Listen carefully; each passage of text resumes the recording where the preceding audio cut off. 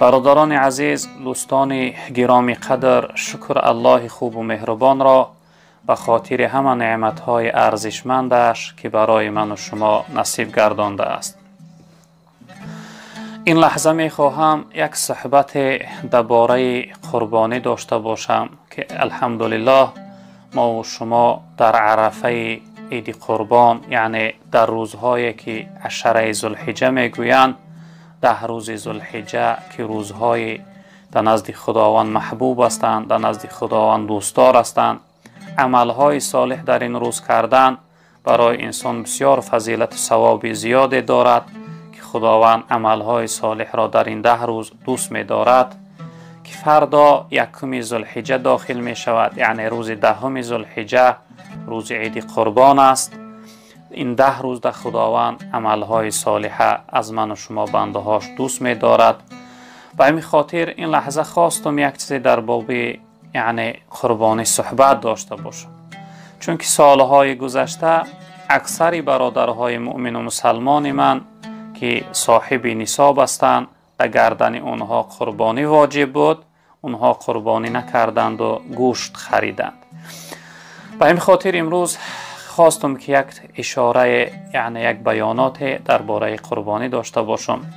برادران عزیز من، شخصیتی که دارنده هست، شخصیتی که صاحب نصاب است، در گردن او واجب است که قربانی کند.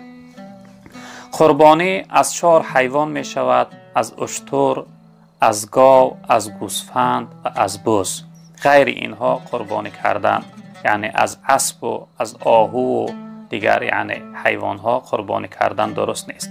فقط از این 4 حیوان، از اشتر، از گاو، از گوسفند و از بز. در اشتر و گاو تا 7 نفر می توانند که انسان ها شریک شوند، یعنی 7 نفری قربانی کننده سوم بپرتایند. قیمتی هم 1 گاو یا اینکه 1 اشتر چند سوم باشد، 7 نفر یعنی قیمتی او را پرداخت کنند، جمع کنند، یکی از گاوها را یعنی خریداری کنند و قربانی کنند، براشون درست می شود، به شرطی که گاو از 2 سال بالا باشد. اما در گوسفند و در بز، گوسفند و بزی که از 1 سال بالا باشه، فربه باشه، به عیب باشه، یعنی کمبودی نداشته باشه، گوشهاش بریده نباشن، خرابی بد نباشه، معیبی نباشه، این نوعه 1 نفر می تواند قربانی کنه. البته از 1 نفر زیاد در 1 گوسفند شریک شده نمیتونه، فقط 1 نفر 1 گوسفند 1 بز قربانی میکنه، به شرطی که فربه و یعنی به عیب و به کمبودی باشه. قربانی این واجب است برادران عزیز، اختیاری نیست. انسانی که قربانی نکرد، قربانی ترک کنه، البته روی گناهگار می شود. برای انسانهای نادار، انسانهای کمبغل، این در گردنشون واجب نیست، از گردن اونها ساقط است. متاسفانه یک عادت جاهلانه در مردم ما هست که روز عید قربان انسانهای نادار مرغ میکشند، گویا خون شوه گفته. البته این در شریعت معنی است، نادرست است. این نمی شود که یعنی همچون قربانی 1 مرغ در راه خدا بکشی گفته، این البته نادرست است. چه خوب می شود برای انسانهای نادار که اونها چیکار کنند؟ گوشت گیرند، یا اینکه انسانهایی که قربانی کننده هستند براشون مستحب است که اون یعنی لحمی گوشت قربانی کرده شونه 3 تقسیم کنند، 1 حصهش برای مهمانهای روز عید طعام آماده کنند، طعام بپزند، 1 حصه دیگه در خانه برای اهل بیت و باقی بگذارند و 1 حصه دیگه در انسانهای کمبغل مسکین و نادار صدقه کنند، تا اینکه در روز عید اونها هم خرسند و شاد باشند و از قربانی های اینها اونها هم طعام آماده کنند. البته مرغ قربانی کردن این نادرست است برادران عزیز. باید که انسان حرکت کنه که یعنی که اگر دارنده باشه، یا بز یا گوسفند یا اینکه گاو یا اینکه اشتر، در راه خدا قربانی کنه. قربانی برادران عزیز این امتحان و سنجش خدا هست. از انسانهای دارنده خداوند سنجش میکنه، اونها را امتحان میگیره که آیا برای اونها 1 گوسفند عزیز ارزش داره یا اینکه امر پروردگار، یا اینکه محبت و اطاعت الله رب العالمین. البته انسانی که الله رب العالمین را دوست بداره و محبت الله در دل او زیادتر باشه، گوسفند و گاو نه، بلکه او حاضر می شود که تمام دارندگی و حتی جانش در راه خدا قربان کنه. و این خاطر امتحان و سنجش پروردگار است باید انسانهای دارنده یعنی سستی و کمبودی نداشته باشند. الله رب العالمین حضرت ابراهیم علیه السلام را وقتی امتحان و سنجش گرفت، برای ابراهیم علیه السلام امر کرد که یعنی فرزند، یگانه فرزند در راه خدا قربانی کن. البته ابراهیم علیه السلام در خواب دید که فرزندش اسماعیل علیه السلام در زمین خواب آن دست او را قربانی میکنه. وقتی از حضرت اسماعیل پرسید که ای فرزندم، گفت من خواب دیدم که تو را قربانی میکنم، آیا نظر و گمان تو فکری تو در این خواب من چه هست؟ اسماعیل علیه السلام هم تسلیم بود، راضی بود، گفت یا ابت افعل ما تؤمر. گفت ای پدر جان، اون امری که خداوند برات کرده است امر خدا را بجا بیار، در امر خدا کوتاهی و سستی نداشته باش. یعنی ابراهیم علیه السلام تسلیم شد که یگانه اسماعیل در راه خدا قربانی کنه و در زمین خوابان کار در گردن وی کشید، یعنی تسلیم شد که امر پروردگار را بجا بیاره. و این خاطر من و شما هم باشیم برادران عزیز و بزرگوار، شخصیت های دارنده این قربانی اختیاری نیست، برای انسان های دارنده این واجب است. به ترکش انسان گناهگار می شود، عاصی می شود، در قیامت در نزد خداوند جواب گفته می شود و خداوند اون انسان عذاب می کنه. و این خاطر حرکت داشته باشید که یعنی که سستی نداشته باشه، چون که خداوند بزرگوار در حدیث قدسی فرمودند که از همه دوست داشته ترین عمل ها یعنی در روز عید قربان این ریزاندن خون قربانی هست. خون قربانی شما رب العالمین میگه پیش از این که در زمین بچکه او در نزد من میچکه، یعنی من او قبول دارم از شما، قبول میکنم از شما. به این خاطر حرکت داشته باشه که انسان های دارنده یعنی که قربانی کننده باشه. و انسان هایی که قربانی میکنن در گردن اونها قربانی واجب است، البته برای اونها مستحب است، برایشون بهتر این است که از امروز یعنی ناخونها را، موهای لب، موهای تگ کش، موهای زیر ناف پاکیزه کنند و تا روز قربانی کردنشون دیگه این اعضاهاشون یعنی چخگی نکنند، کوتاه نکنند، یعنی موهاشون دیگر کوتاه نکنند، ناخونهاشون نگیرند، موهای زیر ناف و تگ کششون دیگر پاکیزه نکنند، براشون مستحب است. جناب پیامبر صلی الله علیه و سلم در حدیث گفتن که انسانی که یعنی قربانی کننده است این 10 روز ذوالحجه را، در ذوالحجه این اعضاهاش دیگر کاردار نشوه و وقتی که قربانی کرد بعد از قربانی کردن بعد از اون رفتن ناخونهاش گیره، موهای لبش پاکیزه کنه، موهای زیر ناف و موهای تگ کش پاکیزه کنه.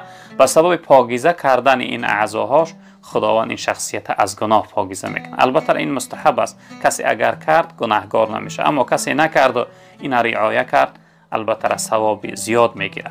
و درباره فضیلت ثواب قربانی کردن پیغمبر بزرگوار صلی الله علیه و سلم گفتن که به عدد موهایی که در بدن اون یعنی گوسفند است یا اینکه اون کالا و حیوان است، خداوند در نامه اعمال انسان قربانی کننده حسنه و ثواب نوشته میکند. یعنی چقدر اگر اون یعنی موه زیاد داشته باشه اونقدر ثواب زیاد نوشته میشه. حتی پیغمبر بزرگوار گفتن که در روز قیامت این قربانی کردهش و تمام پوست و پشم و یعنی استخوان و همش در ترازوی قیامت یعنی در پله ترازوی وزن ثوابهای انسان می آید و چقدر ثوابهای وزن ثوابهای را وزنین میکنه. یعنی ثواب زیادی داره قربانی کردن برادران عزیز و بزرگوار من. به این خاطر حرکت کننده باشه که این امر پروردگار را بجا بیاره. این 10 روزه جناب پیغمبر صلی الله علیه و سلم گفتن که این روزها در نزد خداوند یعنی روزهای محبوب هستند، روزهایی هستند که خداوند عمل صالح، کارهای خوب در این روزها از بنده هاش دوست می‌دارد. عزیزای خدا، دوستای خدا می‌فرمایند که در این روزها انسان باید بسیار یعنی دعا داشته باشه، روزهای اجابت دعا هستند. در این روزها انسان باید بسیار ذکر داشته باشه، بسیار تلاوت قرآن داشته باشه.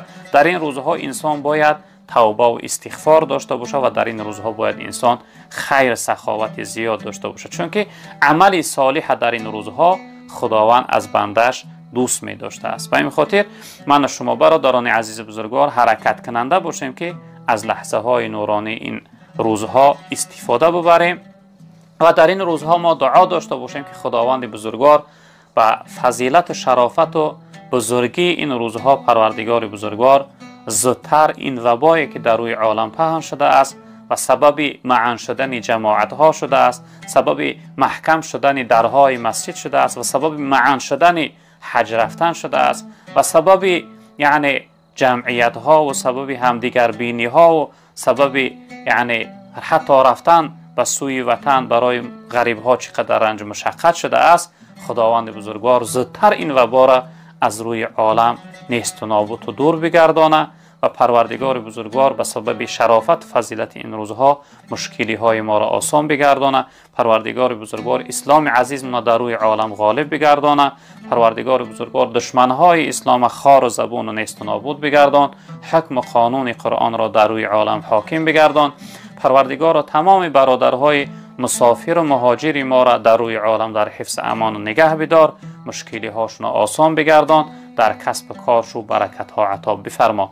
پروردگار برای تمام پدرها و مادرها، برادرها و خواهرهای اسلامی من در روی عالم بخت سعادت دنیا و آخرت نصیب بفرما. پروردگار هر چیزی که رضای خودت است برای ما نصیب بگردان. از قهر غضب ما را در حفظ امان و نگه بدار. پروردگار مشکلی هامون آسان بگردان. به فرزندان و فرزند صالح عطا بفرما. محبوسا و زندانیا را آزادی نصیب بگردان. قرضدارا را از حالت قرضداری نجات بده. پروردگار بار الله تمام برادرها و خواهرهای پدرها و مادرهای اسلامی من در روی عالم هر امید و آرزو مراد و مقصد داشته باشند به مراد و مقصدشون برسان. پروردگار جملگی را خاتمه به خیر بگردان. و صلی الله تعالی علی خیر خلقه مولانا محمد و آله و اصحابه اجمعین برحمتک یا ارحم الراحمین. به نام آن که هستی نام از او یافت، فلک گردش زمین آرام از او یافت. به نام آن که دل کاشانه اوست، نفس گردی متاع خانه اوست. سپاس و حمد به پایان خدا را، که صنعش در وجود آورد ما را. هر دم از ما صد درود و صد سلام، بر رسول و آل و اصحابش تمام. اما بعد، السلام علیکم و رحمت الله و برکاته.